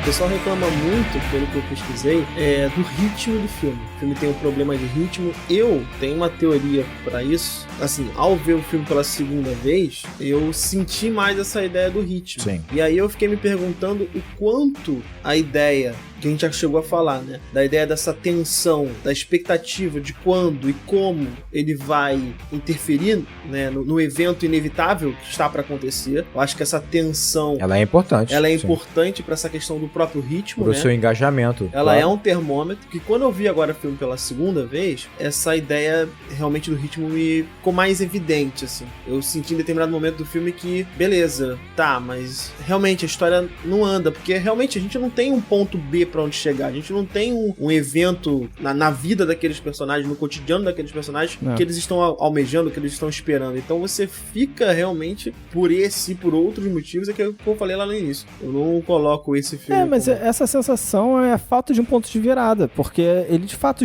ele não quer fazer isso nesse roteiro. Não, claramente. Sim, é uma escolha, nitidamente uma escolha. E Isso todo não... filme que ele não tem um ponto de virada, ele vai trazer essa sensação. Por exemplo, a gente comentou aqui de After Sun recentemente. After Sun é assim, parece que tipo, você tá só acompanhando as férias do pai e da filha. Eu senti mais essa situação quando os personagens, o Cliff e o Rick, ele se afastam, né? Em determinado momento do filme, cada um tá fazendo uma coisa diferente, e aí a dinâmica é muito forte, ela é muito poderosa, a partir do momento que você não tem isso... Claro, porque eles são muito bons juntos. Aí o filme entra em outra instância. Mas olha só, né? O Daniel, me permita discordar diametralmente só desse ponto que você falou que o gostei. filme... Pois não, eu gostei do diametralmente. Vamos ver quem vai ser o Cliff Booth e quem vai ser o Bruce Lee. Rick Dalton. Ah, não, tá, Bruce Lee.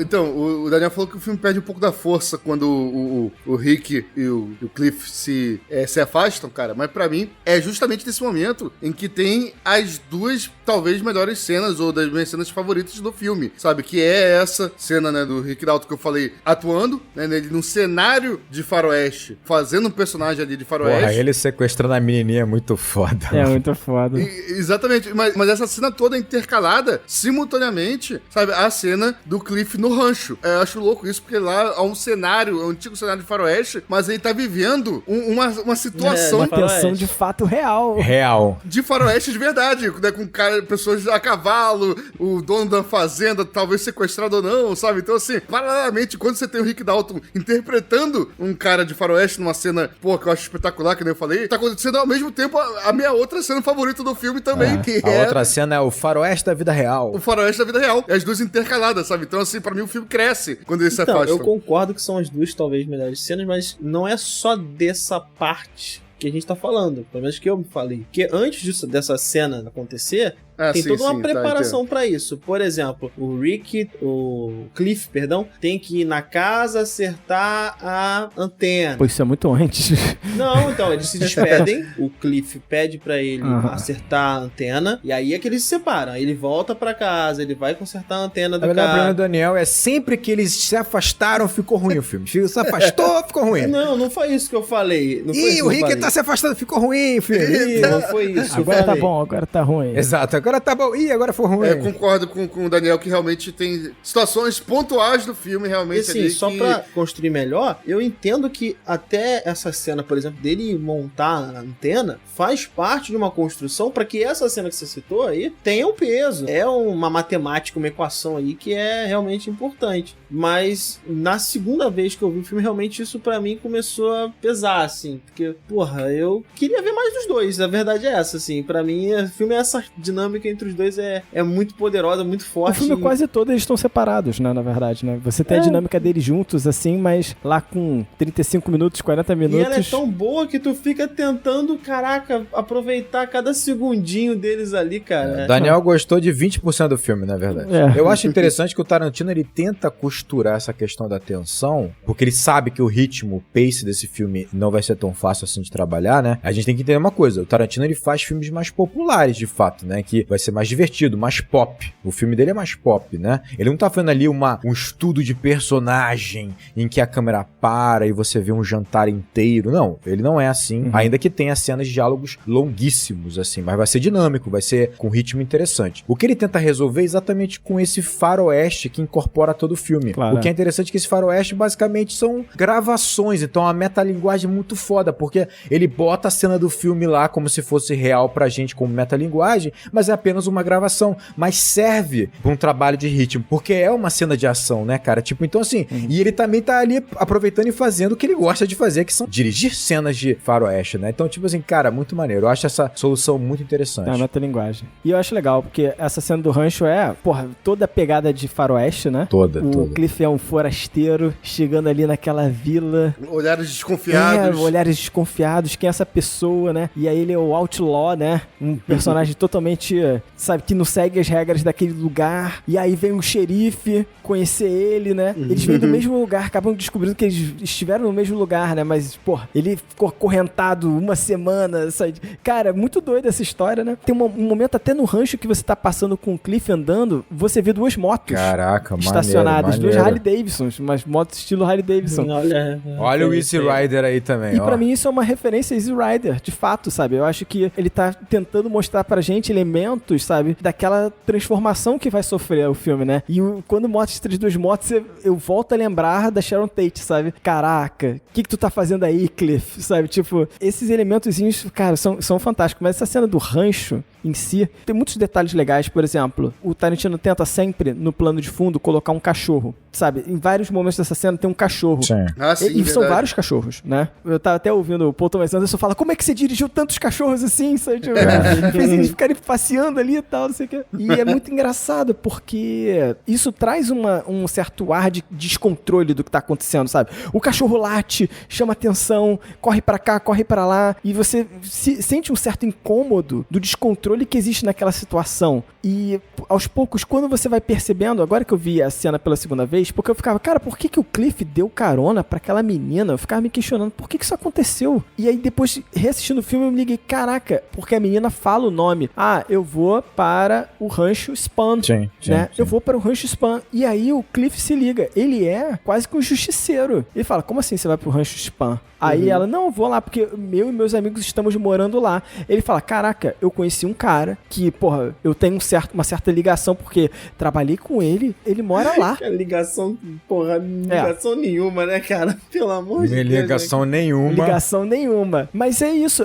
mas a única coisa que ele tem na vida são essas conexões que ele fez com o cinema. É verdade. Tem isso e o cachorro, sabe? Então, pô, calma aí. O George Spahn, considero ele muito. Trabalhei em muitos filmes, fui dublê do Rick Dalton. O cara nem lembra dele, né? Mas ele lembra do cara. Nem lembra. Ele nem lembra. Pô, ele foi o dublê, né? Pelo amor de Deus. Claro. Mas é engraçado como isso já é aquela questão do justiceiro solitário. Não, eu vou lá buscar a justiça. Sim, sabe? Sim. E aí ele chega como o outlaw, o justiceiro que vem de fora, encontra tipo um xerife daquela região, que é um personagem, um bad guy ali na situação. E que vai ser de fato o bad guy depois, né? Que vai se tornar. E que vai ser o bad guy da situação toda. E se você tem a referência de que o George Spahn, ele abrigou a galera do Charlie Manson, que o Rancho Spahn era onde eles ficavam, e a menina fala várias vezes, pô, o Charlie ia se amarrar em você. Se você tem essa referência, você tá preocupado com o que vai acontecer ali. Sim. Porque você fala, cara, os dois aqui são perigosos. Isso aqui vai ser uma carnificina. Porque eu tô no meio de um culto maluco,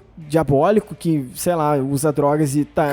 capaz de matar pessoas, capaz claramente, de matar né? qualquer pessoa, Sim. né? E eu tô com o Cliff Booth, que não tem limites, assim, sabe? Tipo... E supostamente pode ter matado até a própria esposa. A gente não então sabe. você fica naquela tensão, Essa né? informação é importante, porque o Cliff pode, em determinado momento, a partir dessa fantasia do Tarantino, se tornar o antagonista da história, né? Porque... Exatamente. E a cena do rancho, pra mim, ela é como se fosse um curta no meio desse filme. Por isso que eu acho que esse filme, ele acaba sendo... Você poderia encaixar ele em capítulos. Sim, dá. Só que ele intercala esses capítulos, né, na montagem. Mas é como se você tivesse a cena do Bruce Lee, a cena da menininha e o Dalton, sabe? Como se fosse um curta. Se você conhecesse aqueles personagens, se você tivesse esses curtazinhos, né, intercalados no filme, né, como se fossem capítulos, que é o que o Tarantino gosta de fazer, você poderia assistir esse filme dessa forma, mas ele resolve também montar diferente, né? Então ele vai montando de uma forma, assim, às vezes até sequencial, às vezes paralela, né? Que as coisas estão acontecendo ao mesmo tempo, pô, é aquele mesmo dia que os personagens estão vivendo, sabe? E que você tem tudo isso junto, né? No caso, na cena do rancho, então você poderia ver como se fosse um pequeno curta ali, e que ele tem uma estrutura meio que, vamos dizer, parecida com o do filme, sabe? Você pega um contexto que você tem antes, de todos os personagens e daquela história, e você insere ali, sabe? Então é diferente você assistir essa cena do rancho com o contexto dos personagens e do Charlie Manson, e sem esse contexto. Porra, bem diferente. E só mais uma coisa, como a gente tá falando desses pequenos capítulos que o filme tem, né? O filme tem esse capítulo do Bruce Lee. Isso levanta uma polêmica muito grande, né? Porque a forma que o Tarantino retrata o Bruce Lee é um pouco desonesta, digamos assim, né? Porque o Bruce Lee não tá ali pra se defender e ele trabalha o Bruce Lee com uma certa arrogância, enquanto muita gente diz que o Bruce Lee era um nice guy, sabe? Um cara que todo mundo gostava. Então você fica com sentimentos dúbios em relação a isso, sabe? É um pouco ruim a forma que o Tarantino trabalha, mas ao mesmo tempo muita gente também defende que esse seria um olhar que o Cliff tem daquela lembrança, né? Que você estaria viesado pela memória que o próprio Cliff construiu, que você não tá acompanhando a cena que aconteceu de fato, você tá acompanhando como o Cliff se imaginou naquela cena, né? Então, isso justifica um pouco. Isso é um pouquinho de forçação de barra, porque o que tá na cena, o que tá no filme é um Bruce Lee arrogante apanhando de um dublê. Ponto, é isso que tá no filme. Então isso aí é uma desculpa. O Tarantino até fala que se tivesse o terceiro round, o Bruce Lee teria ganho. Aí é mole, né?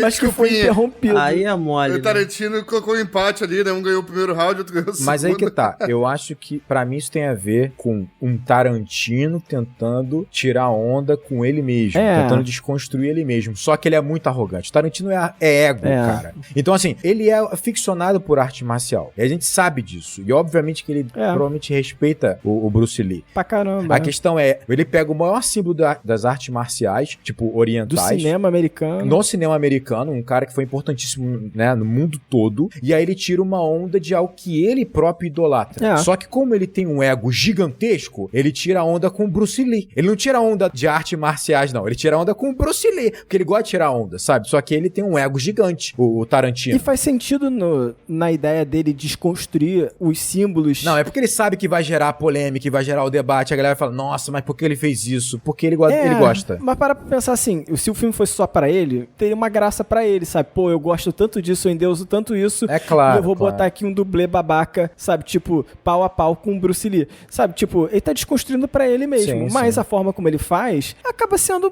bem desonesta com o Bruce Lee. Não, e ele faz com um símbolo que todo mundo vai entender. É ruim, Sabe? Que vai ter algo errado ali porque é o Bruce Lee e tal, e a piada tá pronta. Só que é óbvio, ele sabe também que vai gerar o debate, vai gerar as críticas, ele gosta disso, obviamente. Complicado. Eu posso fazer advogado do diabo aqui rapidinho? Advogado do diabo ou do Tarantino, nesse caso aí? Não, do diabo mesmo. Do Tex. Porque eu vou acusar o Tarantino. O Tarantino, ele construiu a carreira dele com base em cenas e construção de diálogos que são referências. Então, assim, ele, entre aspas, ele tem um salvo-conduto pra fazer esse tipo de homenagem. E aí, essa situação, por exemplo, que eu não acho que seja uma homenagem, eu tô mais na postura que o Rodrigo tomou aqui, que eu acho que, pô, ele não fez uma homenagem ao Bruce Lee ao colocar ele no filme. Ele colocou um personagem dele, um dublê, arregaçando o Bruce Lee na porrada, né, cara? Mas que o Bruce Lee também é um personagem dele, né? Esse é o ponto, porque tá no filme dele, né? É foda. Entende, mas assim, se fosse de fato só uma homenagem, o Bruce Lee estaria lá como maior expoente, como de fato foi, de artes marciais no cinema americano, sobretudo no período. Então eu acho que ele, às vezes, aqui sai um pouco do tom da homenagem, porque eu acho que ele realmente tem... Não é uma homenagem. Não acho que seja, exatamente, esse é o ponto. Não acho que seja o personagem do Bruce Lee no filme. Beleza, tá dentro de um contexto, mas ele não é tão relevante assim pra estrutura desse filme. Então, ele está ali por quê? Porque ele está aqui, ele quer fazer uma referência, isso é óbvio, ele quer fazer uma referência. Mas tu não acha ruim, por exemplo, fazer um mocking dos asiáticos, sabe? Tipo, pois porque... ele tá reforçando uma parada que é um complicador. Mas olha só, vou entrar aqui então no ponto pra mim mais polêmico, porque tem a ver com isso. Deixa eu só botar então um ponto aqui, só uma parada. É porque o Bruce Lee fala uma frase muito interessante, que é falando pro Brad Pitt: você não é muito bonito pra um dublê, não? Sabe, tipo, mais ou menos assim, você é muito bonito pra um dublê, afirmando, né? Você é muito bonito pra um dublê. E essa frase, quem botou no roteiro foi o Burt Reynolds, né? Quando o Tarantino tava convidando o Burt Reynolds pra fazer o George Spahn, que acaba indo fazendo o filme, mas ele fala: pô, você escalou o Brad Pitt pra ser o dublê? Mas ele é muito bonito, você tem que colocar uma frase dessa no filme. Só que o Brad Pitt era contra. Porque o Brad Pitt não gosta que exaltem a beleza dele, sabe? Porque ele é um ator completo. Ele é um ator completo. Não é reduzido a beleza. A gente podia ter isso. Pô, eu não gosto que as pessoas elogiem a beleza, né, velho? Porra, nunca tive esse problema. Exatamente. E aí, o Brad Pitt só aceitou porque era o Burt Reynolds falando, assim. Pelo amor de Deus. Tem um segundo pra uma informação? Um segundo. Um segundo, hein? Vai. O Bruce Lee, de fato, treinou a Shannon Tate. Boa. Tem aquela cena que... Até uma cena... Do Wrecking Crew. Um seriado, né? Sério não. É um seriado não, é uma filme, não, né? É um filme. É um filme que o Tarantino odeia. Ele fala que é o pior filme da vida dele. Caraca. E essa cena é interessante porque ele coloca a Margot Robbie pra ver, né, o filme. E aí, na projeção, não é a Margot Robbie, Não é. Fica justaposto, né? Isso é uma homenagem. E a gente achando, né, que o filme é uma declaração de amor pra Sharon Tate, né, cara? E, na verdade, ele pegou a Sharon Tate e colocou ela pra assistir o pior filme que ele já viu na vida. Olha só, esse debate do Bruce Lee me chama logo o debate final, da cena final, sobre esse revisionismo que o Tarantino vai fazer, quando simplesmente ele coloca o Cliff Booth, principalmente, né, espancando os invasores ali, os discípulos, né, desse culto maligno do Charles Manson, né? Então, basicamente, o Cliff Booth, ele arregaça os 3 invasores, né? E uma dessas invasoras é eliminada pelas chamas... Finalizada pelas chamas do lança-chama do Rick Dalton, que estava na piscina sem perceber nada do que estava acontecendo. É uma cena interessante, é uma cena divertida, né? Em nenhum momento o Cliff Booth parece realmente ameaçado, né? Ele sabe que aquela ameaça não está no nível dele, em nenhum nível, porque ele acabou de bater no Bruce Lee também. Eu acho que esse é um parâmetro importante, né? Tem 6 meses que ele bateu no Bruce Lee, ou mais. Mas não interessa. Ele tá no nível de bater no Bruce Lee. Ele com uma lata, ele é perigosíssimo, ainda mais pra um garoto que não sabe nem atirar. Não, ainda tem o cachorro, né, cara? Exatamente. Ainda tem o Pitbull, que é um monstro, né? É um monstro, Mas então, eu tinha comentado lá. Eu acho assim, vocês mencionaram a relação que há entre Bastardos Inglórios e esse filme por conta desse revisionismo que ele faz, né? No filme de Bastardos, ele faz em relação a Hitler e o nazismo. Eu acho que o problema é que, teoricamente, funciona em Bastardos Inglórios porque, realmente, assim, o Hitler chegou num ponto da nossa cultura, assim, em que você pode estilizá-lo como se fosse um personagem, um ícone do mal que vai ser trucidado por uma vingança nossa da humanidade, que isso vai funcionar. Por quê? Porque a gente incorporou essa ideia de fato de que ele é tão bizarro na nossa história que ele funciona como um personagem malévolo de quadrinhos, sabe? Que vai morrer sendo metralhado e, sabe, vão queimar ele, a Xoxana rindo na tela, isso tudo vai funcionar. É muito diferente de você dizer que a ascensão de Hitler, o nazismo, como tudo isso cooptou vários alemães e várias pessoas pelo mundo, que isso é simplório. Não é. Isso é absolutamente complexo, é um debate cheio de camadas, nebuloso, cinzento, sabe? Só que a figura do Hitler é preto e branco. A figura do Hitler para nossa cultura, realmente ele é o ícone do mal. Então, você transformar ele num personagem estereotipado, sabe? Que vai ser metralhado como uma vingança nossa, dirigida pelo Tarantino, funciona nesse filme todo estilizado. Aí eu te pergunto, o Charles Manson funcionaria? Funcionaria também. Por quê? Na cultura americana, ele é esse ícone do mal. Ele é um cara que merece essa vingança nossa, da nossa sociedade, né? Dirigida por um cara como Tarantino. E ele também funciona como um personagem estereotipado do mal num filme mais estereotipado. Funcionaria, sabe? Se você pegar ele como personagem do mal num quadrinho que vai levar um socão do super-homem, funciona. Você pode botar o Hitler contra o Capitão América? Funciona. Porque ele virou um personagem que representa um lado ruim da nossa sociedade. O problema é que o filme não cria o elo entre o Charles Manson direito e os hippies, que ele vai cooptar, que ele vai manipular. Esse é o grande problema. Então, quando você opta por esconder o Charles Manson, esconder a figura dele, não dar relevância, eu entendo o motivo. O problema é que você faz com que os 3 personagens que invadam a casa do Rick Dalton sejam 3 idiotas que não estão intrinsecamente ligados com o Charles Manson. Porque, tudo bem, eles falam toda hora do Charlie, eles falam toda hora disso. Eu entendo. Mas não é uma relação poderosa como os nazistas com o Hitler. Não é a mesma coisa. A relação desses 3 personagens com o movimento hippie, ela é muito maior do que a relação desses 3 personagens com o Manson. Muito maior. No filme, muito maior. No filme, exatamente. Então, assim, eu até entendo que existe um trabalho ali de figurino pra distanciar essas 2 estruturas. Por exemplo, os personagens na cena final estão todos de preto, algo que destoa absolutamente do movimento hippie, que é colorido, né, e tal. utiliza uma paleta de cor muito mais colorida, né? Eu acho que existe até essa tentativa, mas como a relação com o Manson fica muito no verbal, muito diluída, de maneira muito pontual no filme, acho que até desnecessariamente, porque eu entendo você não querer mostrar o Manson pra você não vangloriar ou dar espaço pra uma figura como essa. Eu entendo esse posicionamento. Ainda mais porque a ideia aqui é salvar Sharon Tate, né? Então, se você vai apresentar o Manson, você vai ter um problema aqui. Claro. Isso, claro. Eu entendo. Né? Eu não acho que são coisas excludentes. Eu acho que você poderia mostrar o Manson salvar a Sharon Tate. Sem problema. É complicado, né? Porque... O problema de mostrar o Manson é o impacto da Sharon Tate do mundo real, tá ligado? Exatamente. Não do filme. Ao mostrar a imagem dele, a gente estaria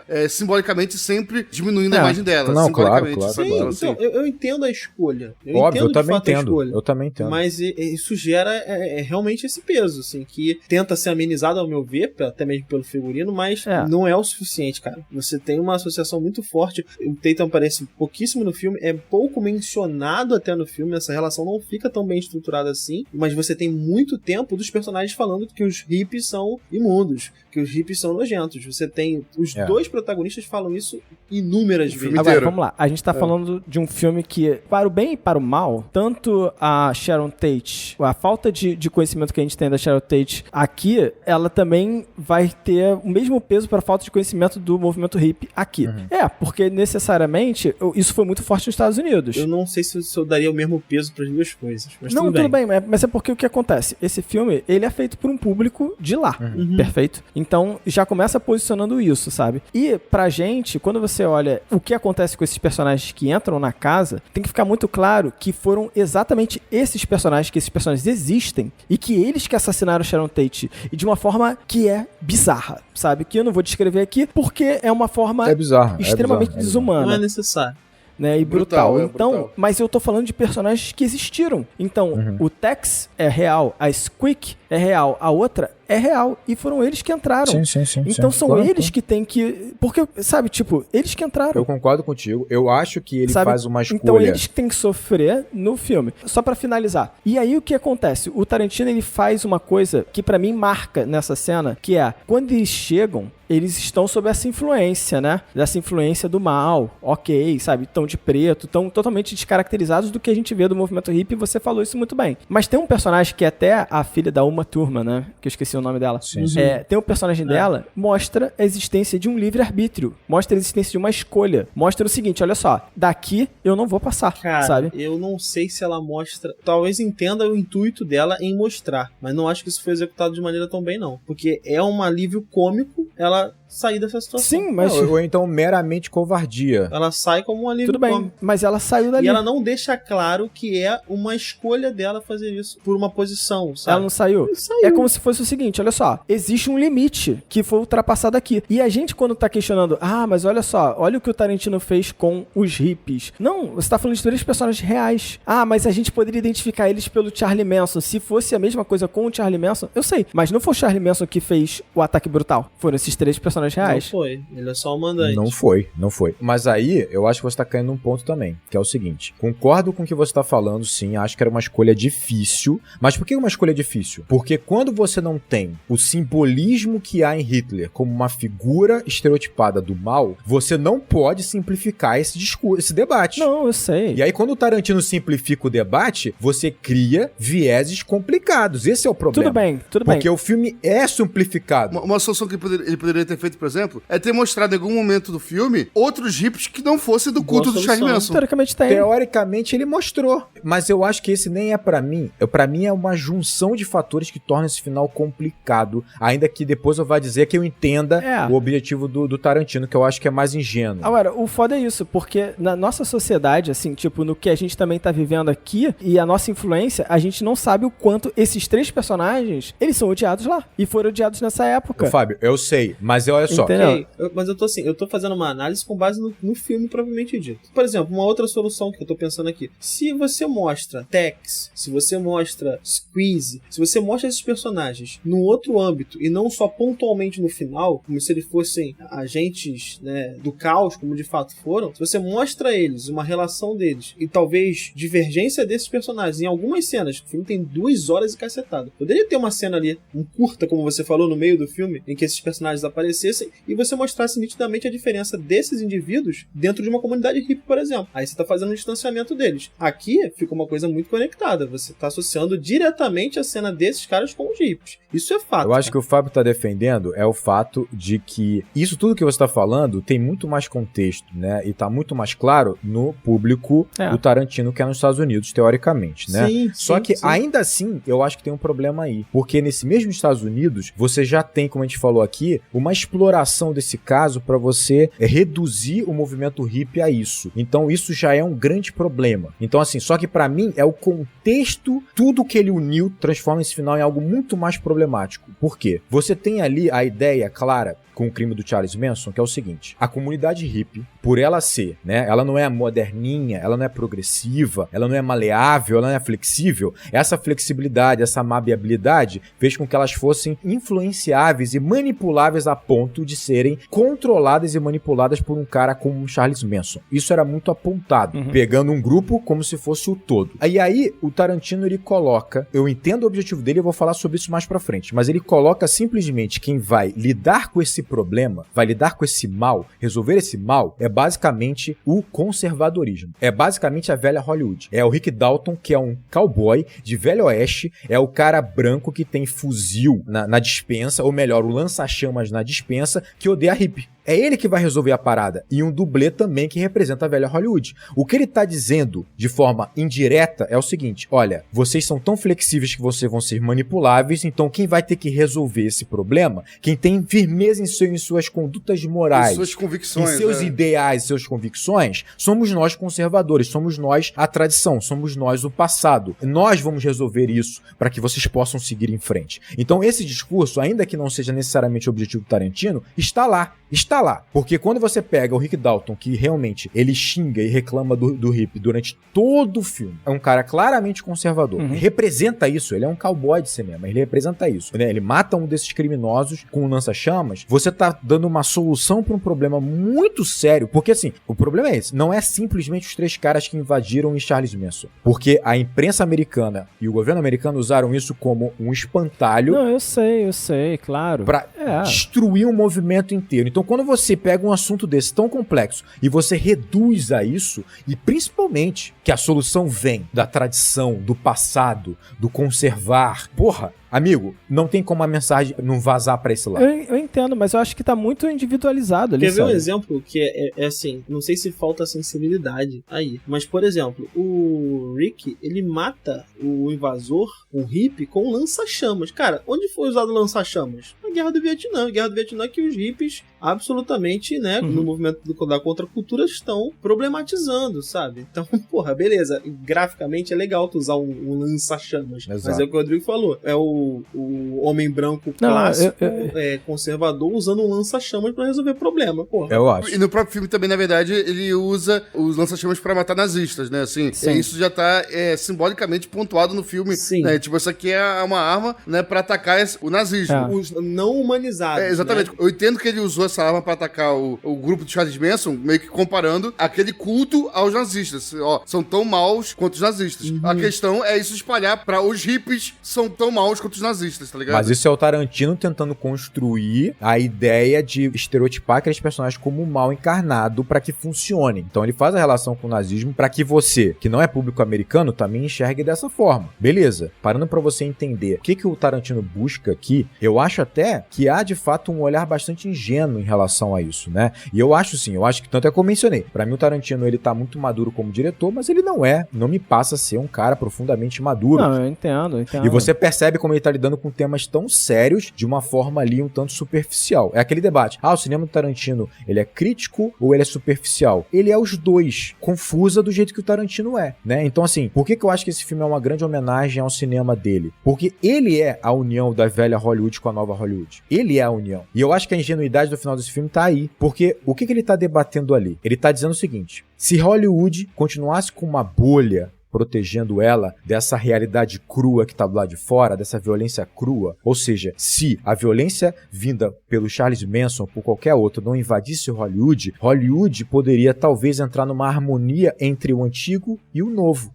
É isso que ele tá falando. Basicamente, Rick Dalton, que representa o velho, a velha Hollywood, ele vai passar pelos portões da nova Hollywood, que é representada pela casa do Polanski. Polanski era, num primeiro momento, o diretor mais genial da nova Hollywood. Ele vai fazer filmes como Chinatown, ele vai fazer filmes como Bebê de Rosemary, que foi um chute na porta naquela época, né? Verdadeiramente subversivos. Muito mais subversivos do que qualquer cinema do Tarantino. Então, o que ele tá dizendo quando você tem um filme do Rick Dalton com o Polanski? É uma velha Hollywood com a nova Hollywood. É uma harmonia. É a Hollywood entendendo que o cinema é pelo cinema, o cinema é pela arte, o cinema não pela indústria em si. Isso é ingenuidade pura. Então, se não houvesse a contaminação do externo com a sua violência, a crueza do mundo real, a gente poderia ter a Hollywood que ele enxergava com 8 anos. É isso que ele tá falando. Só que o ponto, beleza, ingenuidade, concordo, o filme é sobre ele, o filme é sobre o passado dele, né? Porque no fundo ele é isso. Você percebe como é que ele é como diretor. Ele idolatra celebridades, ele é um cara que idolatra gêneros de Hollywood,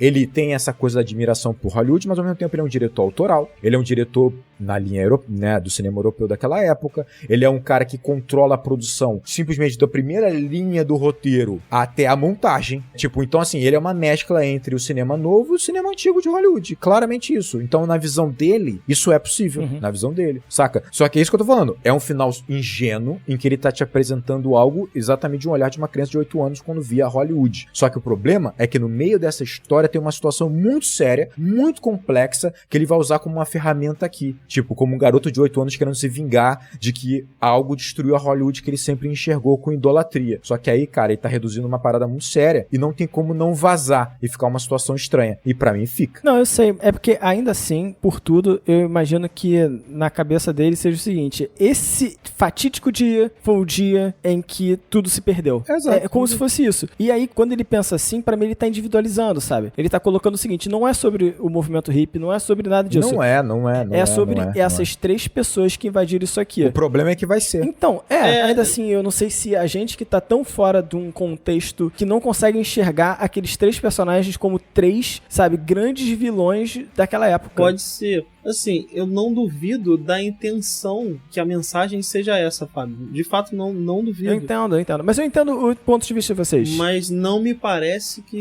olhando dessa perspectiva que você acabou de colocar, não sou estadunidense, me passa muito essa informação. Talvez seja uma questão cultural, de fato, como você colocou. Imagino até que seja. Não, mas eu acho. É como, por exemplo, sei lá, o que eu tava comentando aqui de fora, né? Ouvindo o Paul Thomas Anderson falar, ele acha que esse filme é uma obra-prima do Tarantino. É a obra-prima do Tarantino. Sim. Mas existe essa tensão criada aí, né? E eu fico tão, assim, preocupado. Cara, será que o que a gente vê é o que a sociedade americana de fato enxerga sobre aquilo? aquilo, sabe? A sociedade americana que viveu aquilo, entendeu? Mas ao mesmo tempo que a sociedade americana, ela tem essa visão clara do que são aqueles 3 personagens, daquelas 3 pessoas, ela também carrega toda essa bagagem do preconceito, Claro. sabe? Em relação ao movimento hippie e tal. Então, do conservadorismo. cai pros 2 lados a balança pra mim. Até porque depois o conservadorismo se assentou. Exatamente. Em Hollywood. Exatamente. Voltou. Se assentou. Voltou de novo, né? A estrutura voltou.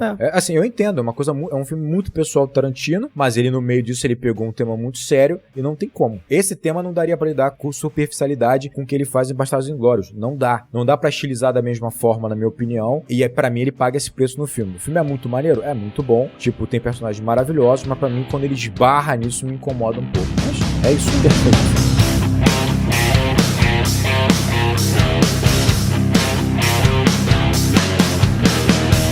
Então, galera, se vocês curtiram esse programa, divulguem para os seus amigos, divulguem para colegas de trabalho, o Enquadrando. E vocês podem divulgar nossas redes sociais e acessar nossas redes sociais também. Então, acessa lá no Instagram, Enquadrando _oficial, no Twitter, @Enquadrando_.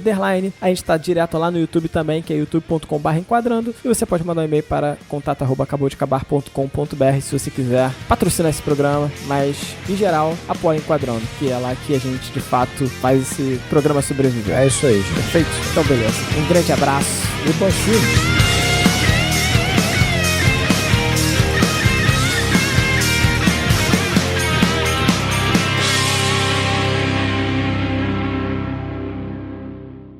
Calma, fazer o Enquadrando agora. É mesmo. Foi mal. Perdão, Gabriel. Fazer rapidão. Pensei num agora aqui. Pensei num agora aqui, ótimo. A preparação é o forte. Não, porque eu vou pensando em vários durante o dia, mas não quero ficar tão bom quanto que eu penso na hora. Não pode falar 2 vezes, né? Porque se tu falasse durante o dia, tu não ia conseguir falar aqui, né? Vai lá. Porra, aí acabou. Acabou a magia. Vamos fechar que já tá longa pra caralho essa porra. Então, galera, gostaria de... Só vou Quem que tá mexendo no microfone, refazer meu a Deus? frase que eu falei pra não parecer Fala muito tudo de novo, arrogante. Gabriel. Quando eu falei que o Tarantino... Não. Só vou falar de novo aqui a frase que eu falei pra não soar muito arrogante. Quando eu falei que a pessoa Tarantino, o diretor Tarantino, vou fazer em tom de pergunta só, tá? Eu vou tirar. Tu não quer ser arrogante, né, Gabriel? Vai lá, fecha aí, Fábio. O podcaster Gabriel é mais maduro que a pessoa Gabriel? Eu não quero... Não. Eita!